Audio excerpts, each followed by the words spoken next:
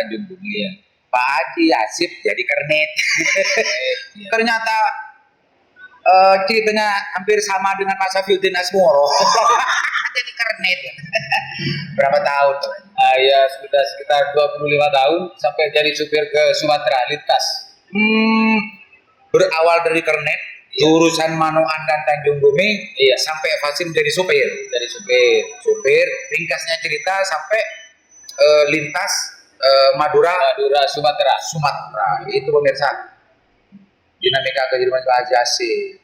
Dulu menjadi supir lintas pulau dari Madura sampai ke Sumatera. Haji, itu kan 25 tahun, 25 tahun. Sekitar 20 tahun. 20 tahun ada di dunia itu Pak Ya, Sumatera itu. Cuma lulusannya SD. Kita di kampung saya itu untuk sekolah SMP atau SMA itu jauh sekali. Bahkan Adanya di Tanjung Bumi ya, jalan. Jadi selevelnya Pak Haji, seumuran Pak Haji, mayoritas masyarakat Manoan itu banyak yang ke SMP ya. Iya, waktu itu yang bisa sekolah SMP itu kecuali anaknya kepala desa. Iya. Bayangkan konteks kehidupan sosial waktu itu pemirsa, yang termasuk juga saya. Jarang sekali orang yang mau untuk melanjutkan sekolah setelah SD. SD itu sudah luar biasa, bahkan dibawa kemana-mana ijazahnya ya. Iya betul. Dibawa kemana-mana sebagai simbol. Saya sendiri lulus SD kan, menjadi kebanggaan dulu. Oke Pak Haji, ini cerita menariknya Pak Haji. Ternyata ya Pak tidak langsung luar biasa seperti sekarang. 20 tahun menjadi supir tadi ya. Manoan, Madura, Sumatera. Kesan-kesan waktu jadi supir itu gimana Pak Haji? Ya waktu jadi supir itu memang saya itu tertarik di bidang kuliner, kan sering mampir ya. Kalau supir gitu. itu kan mampir dari perjalanan Madura sampai Sumatera itu punya langganan khusus rumah makan. Iya. Jadi saya lihat tertarik gitu, rumah makan ini bagus. Dalam artian bermimpi lah, ingin punya rumah makan. Ya. Dari aktivitas sebagai supir mengantarkan orang PP pulang pergi Madura Sumatera itu kan memang sering mampir di rumah makan itu aja ya. Dari situ muncul keinginan untuk punya rumah makan gitu. Iya. Jadi akhirnya saya punya pikiran kalau jadi supir itu kan nggak mungkin sampai tua. Karena pensiunnya kalau supir itu paling sakit pinggang aja. Saya berpikirnya ke situ. Akhirnya punya pikiran merintis lah di Bangkalan ini. Ya itu Mirsa. Ternyata awalnya dari keseharian, aktivitas kesehariannya Pak Haji Asif ini menjadi supir antar pulau, sering singgah di rumah-rumah makan, justru berpikir bagaimana memang itu yang mantap dalam hatinya, keinginannya Pak Haji ya, untuk mempunyai rumah makan itu aja ya. Agar kalau jadi supir terus nggak mungkin, karena umur akan kalah. Iya, umur akan tua. Oke Pak Haji. Jadi yang mengilhami Pak Haji untuk memantapkan diri masuk ke dunia kuliner ini memang dari situ ya Pak Haji ya, awalnya Pak Haji. Kalau supir toh kuliner kan harus tahu bumbu, harus tahu ini dan itu. Gimana Pak Haji? Iya, awalnya saya tidak tahu apa. Bahkan saya itu sampai mendirikan warung itu dari awal kecil-kecilan. Itu namanya dari bambu ya. Karena memang saya itu warung bambu tidak ada. Akhirnya saya mendirikan bambu. Yang mau dijual itu saya belum tahu. Apa yang mau dijual belum tahu. Terus ditanya sama teman-teman, Bapak ini mau jualan apa? Saya jawab nggak tahu karena memang belum tahu. Warungnya sudah bikin. Ya akhirnya mungkin ada temannya kasihan ya, karena belum tahu. Saya diajak teman saya, katanya dia punya teman yang bisa ngelola bebek itu. Saya dibawa ke Surabaya. Warung sudah jadi, bingung mau jualan apa, belum tahu apa. Ternyata ada teman lagi jalannya ya. Ke Surabaya belajar bumbu. Siapa tadi? Itu orang itu di Surabaya di Tanjung Perak Pelabuhan. Bahkan orang itu sampai sekarang dia masih buka tenda. Sampai sekarang. Orang yang mengajari Pak Haji tentang masalah bagaimana memasak bebek itu sekarang masih warungnya tenda. Sampai sekarang. Pak Haji sendiri sekarang sudah bukan hanya ini, banyak Iya. Oke, itu Pak Haji sampai sekarang berkomunikasi terus sama orang Tetap lancar komunikasi, sering ketemu, iya. biasa. Biasa. Itu adalah titik berangkat dari Pak Haji Hasib. Bagaimana Pak Haji Hasib betul-betul eksis di bebek rezeki gitu ya. Iya. Awalnya titik berangkatnya adalah orang orang yang ada di daerah ini. Kalau boleh tahu namanya Pak Haji? Namanya saya lupa Ya. Iya. Tapi ke orangnya mungkin Kalau orangnya sering enggak? sering ya. Sering, bahkan sering ketemu. Hampir Komunikasi. iya, berapa bulan sekali kita datang. Itu bisa ternyata jangan bisa. Awalnya berung bambu dan yang mau dijual tidak tahu. Untung kalau sudah Allah menggerakkan orang itu untuk bisa sampai kepada tujuannya. Ada teman yang justru memberikan tahu, justru diantarkan ya. Diantarkan. Bahkan saya didatangi ke tempat saya karena saya belum bisa.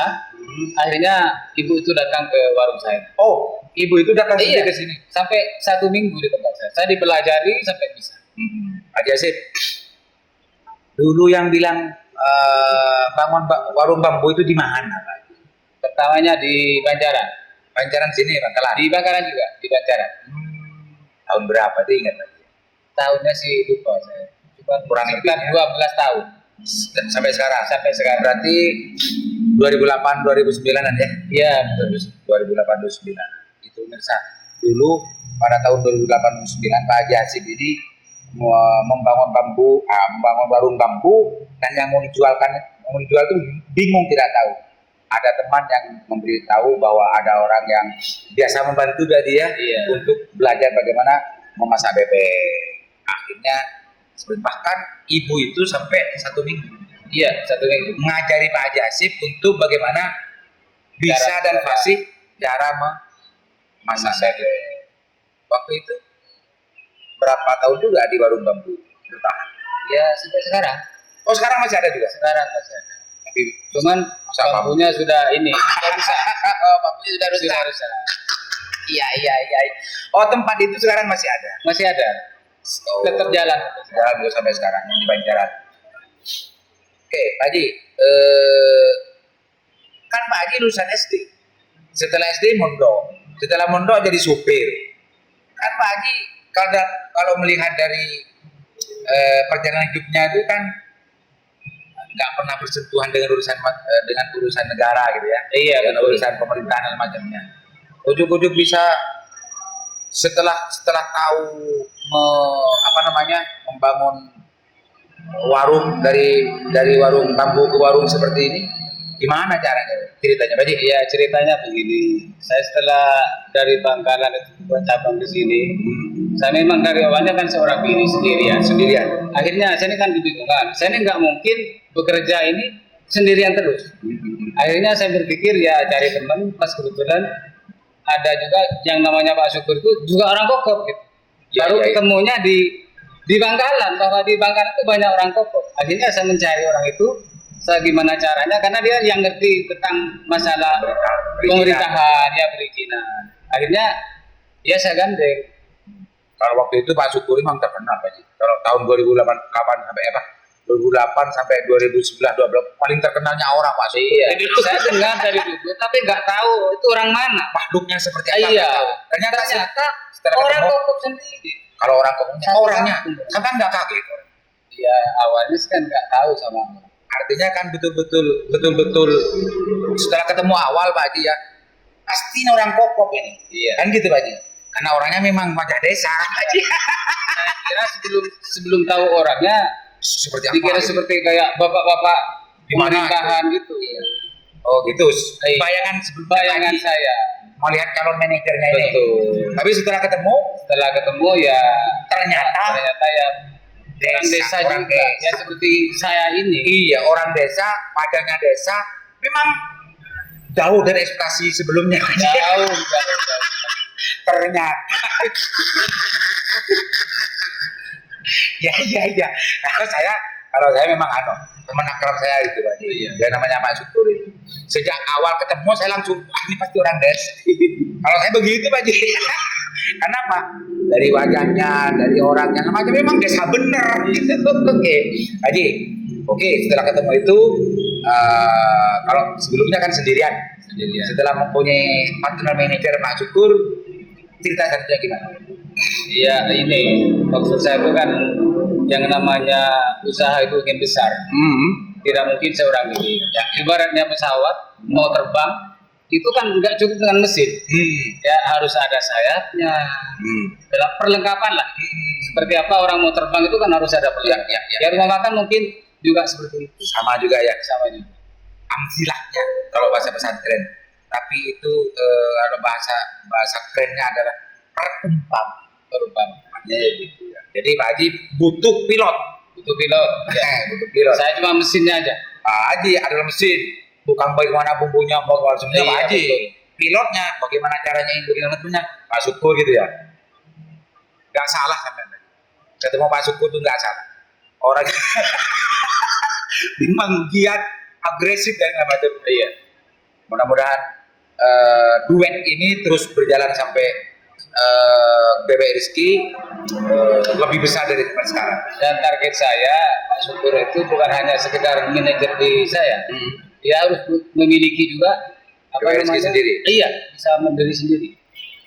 Wah, ini kemuliaan dari Pak Haji begini. Ini pemirsa, salah satu hal. Ini baru celetukan barusan ini. Salah satu bukti bahwa Pak Haji Hasib ini betul-betul orang desa. Satu, yang kedua, jiwa pedesaannya itu masih tertanam sampai sekarang. Dia tidak mau egois gitu ya kepada anak buahnya, kepada karyawannya. Kalau memang ada karyawan itu memang berkualitas dan bisa untuk berdiri, justru didorong Pak Haji ya. Betul. Catat ini besar-besar. Banyak sekarang ini orang yang tidak begitu. Oke Pak Haji. Nah, setelah itu kita Pak Syukur semuanya masa enjoy saja ke depannya. Ada cita-cita yang justru perlu untuk dibagikan tadi dalam membangun BB Rizky ini. Sekarang BB Rizky kan sudah banyak, tidak ada di sini. Iya, sampai sekarang sudah ada 4. Artinya dari bambu yang tadi ke yang di sini, ke yang di sini ini mungkin waktu sudah di bambu itu sudah mempunyai modal banyak Pak Haji ya di sini. Kalau sekarang ya alhamdulillah sudah. Enggak, waktu itu mau bangun sini, membangun yang di sini. Oh enggak, saya juga tidak punya modal waktu itu. Bahkan saya beli tanah ini, saya itu belinya ada tanah dijual, saya nawar itu saya belum punya uang. Itu. Sampai saya bilang ke orangnya, Pak, saya mau tawar tanahnya sampean, tapi saya belum megang uang. Kalau memang nanti dikasih sama bapak harganya, saya mau cari uang dulu, saya bilang. Akhirnya orang itu sepakat dengan permintaan saya, ya silakan bapak maunya berapa, setelah deal saya baru cari uang. Oh gitu. Iya, bahkan itu disuruh hutang ke saya sama orang itu. Ternyata Pak Haji ya, ketika kita merenungkan masa perjalanan hidup ini, tak sesulit yang kita takutkan dan juga tidak semudah yang kita bayangkan. Iya. Kalau Allah sudah menuntun kita kemana, ada saja jalan. Jalan. Ini pemirsa tidak punya duit, berarti bermodal nekat dong. Dari awal betul. Tapi kalau memang sudah niatnya sudah banyak, niatnya sudah betul mantap, Allah menuntunkan pada rasa kita. Nah, ini ngutang saja sudah dikasih. Iya. Itu pemirsa. Makanya kalau ada teman saya tanya ke saya, kamu punya modal dari mana? Saya bilang, saya tidak bermodal awalnya. Yang penting niatnya dulu. Modal itu jangan di awal modal, niatnya dulu. Niat untuk berdagang, niat untuk bekerjanya Pak Haji ya. Iya. Yang harus mantapkan dulu. Itu pemirsa. Setelah itu mantap baru kita ya cari modal. Pastinya butuh modal, tapi nggak harus itu. Tapi itu jangan didahulukan, jangan dinomor satukan. Pemirsa, penting untuk dicatat, penting untuk diperhatikan. Bagi orang-orang yang betul-betul punya kemauan untuk bekerja, kuatkan kemauan itu. Modal nomor 2 dan nomor 3. Ini salah satu contoh dari Pak Haji. Karena di samping memang perjalanan itu, kalau betul-betul kuat, insya Allah Allah akan menuntun. Pak Haji ya? Iya. Mengalir gitu Pak Haji ya. Contohnya tadi yang ceritakan itu keterlibatan kekuasaan Tuhan. Mana kalau zaman sekarang? Oh, enggak cash kan gitu aja ya. Iya. Ini waktu ini mutangannya masih dikasih sama orang. Karena mungkin orang percaya dan namanya kebagi. Ya yang percaya itu setelah berjalan. Kalau di awal saya belum bisa untuk cari utangan memang untuk meyakinkan itu meyakinkan. Ya. Pak Haji, dari modal nekat waktu itu tahun berapa Pak Haji? Yang Waktu untuk bangun di sini nih, di kira-kira. sini kan sekitar 2 tahun setengah masih. Sekarang, Masih berarti 2 tahun setengah. 2018, 2017, 17, 16 an ya? Iya, 2017 ya? 17. Kurang lebih 2 tahun setengah. Bebe Rizky Tangkel. Saya dapat informasi Pak Haji sekarang sudah banyak buka cabang. Ada sudah ada 4 Dari modal nekat. dari modal nekat. Sekarang sudah punya cabang 4 Bebe Rizky. Di mana saja? Ya, itu di Banjaran yang pertama, terus yang kedua di Cantian, Cantikan, yang ketiga di Tangkel ini, yang keempat di Sampang. yang keempat yang baru, paling baru ya, di Sampang. Di daerah Camplong Pak Haji ya. Di daerah. Pemirsa, dari modal nekat, Pak Haji Hasib membangun Bebe Rizky ini sekarang sudah punya cabang 4 Bebe Rizky, dan semuanya adalah Pak Hasib yang membangun dan juga mengelolanya ya Pak Haji ya. Iya, sama Pak Syukur. Setelah yang ketiga Pak ini Syukur ikut semua. sudah Pak Syukur, yang ketiga itu sudah sama Pak Syukur. Pak Syukur ini semuanya ikut. Iya. Semua Bebe Rizky Pak Syukur ikut. Iya, itu. Pak Syukur ini. Oke. Ya Pak Haji, sudah 4 sekarang Pak Haji. Sudah. Masih ada keinginan lagi untuk buka cabang baru? Kalau keinginan itu banyak. Bahkan niat saya itu dengan Pak Syukur se-Indonesia. Se-Indonesia maunya. Sebetulnya sekarang ada perintis Pak Haji. Sudah ada. Iya. Jadi Pak Haji mau bergerak di jalur itu juga. Iya. Pemirsa, semakin berkembang. Dan dari modal nekat sekarang sudah ada 4 cabang dan masih punya keinginan lagi untuk se-Indonesia. Kita doakan semoga ini segera terwujud, karena kalau ini terwujud tidak hanya Pak Haji, karena kalau melihat dari ceritanya Pak Haji ini tidak mau hidup sendiri Pak Haji ya, justru bisa membantu teman-teman tetangga, sahabat, saudara untuk bekerja di sini. Karena Pak Haji ini pastinya kalau yang tadi itu bilang begitu, pastinya tidak akan merugikan orang yang kerja di sini Pak Haji ya. Akan memperhatikan betul kehidupan orang-orang kawan yang di kita dia. Haji, dari semua klumit cerita ini, Haji yang ingin disampaikan Pak Haji pada masyarakat apa kira-kira? Ya, yang pertama yang jelas doa Ya, dari teman-teman juga masyarakat.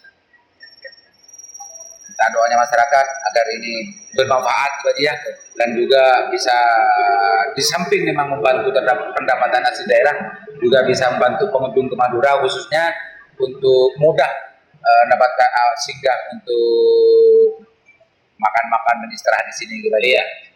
Itu salah satunya. Haji, selanjutnya Pak Haji, dari cita-cita ingin se-Indonesia franchise itu, selebihnya masih ada lagi keinginannya Pak Haji? Iya. Sudah cukup ya Pak Haji ya? Maksudnya untuk berusaha yang lain Ya, enggak. belum ada Ya. Mau fokus di urusan masalah ini Pak, ya. kuliner aja. Tuh pemirsa, Haji Hasib dari Kokok Desa Manuan. Ini makhluknya, kalau melihat dari makhluknya dengan kosan-rasan kayak alif pasan kosan-rasan. Tapi inilah salah satu keunikan, inilah salah satu yang tidak bisa diintervensi oleh manusia. Semua adalah Tuhan yang mengatur ya Pak Haji ya. Kalau Pak Haji dulu sama dengan saya awal, sama ngareknya, sama ngarek Yang namanya orang desa pasti alat itu dan segala macamnya. Kalau bicara tentang masalah proses pendidikannya, lebih bagus saya, ya kan, sarjana saya. Tapi kalau bicara urusan nasib, Tuhan yang menentukan. Pak Haji memiliki jalur kehidupan, cerita kehidupan, jadi saya juga seperti itu. Cuma mudah-mudahan semua perbedaan jalur kehidupan ini manfaat. Pak Haji manfaat dengan bebereskinya, saya juga manfaat dengan apa yang saya jalani ini, syukur juga dan macamnya. Tadi ya. Oke, Pak Haji, mudah-mudahan pertemuan kita ini bermanfaat, dan pemirsa jangan lupa, sahabat-sahabat, teman-teman, kawan-kawan yang dari luar Jawa, di luar Madura, kebetulan masuk ke Madura, jangan lupa mampir di Bebe Rizky. Kalau di Tangkel ada sebelah utara jalan, kiri jalan, ke timur lagi ada di Cantikan, ke Timur lagi di Sampang, ada di Campur. Informasi detailnya bisa nanti diikuti baik di podcast Sandasan atau di link Lingkarjati. Mudah-mudahan kita bisa saling bermanfaat aja ya. Ya. Kalau Pak Haji tidak ada lagi yang mau disampaikan untuk memasarkan Beberski, kita akan tutup aja. Baik, saya kira Sudah cukup ya. Ya. Ini jangan lupa simak, lihat sedetail-detailnya. Ini maksudnya yang punya Beberski, Pak Haji Hasib dari Manuan. Mudah-mudahan bermanfaat. Assalamualaikum warahmatullahi wabarakatuh. Ya ternyata ketunggu Habibah kiri. ya kisara aman nih kalau tunggu dulu. Ya. Paling mati itu yang paling parah.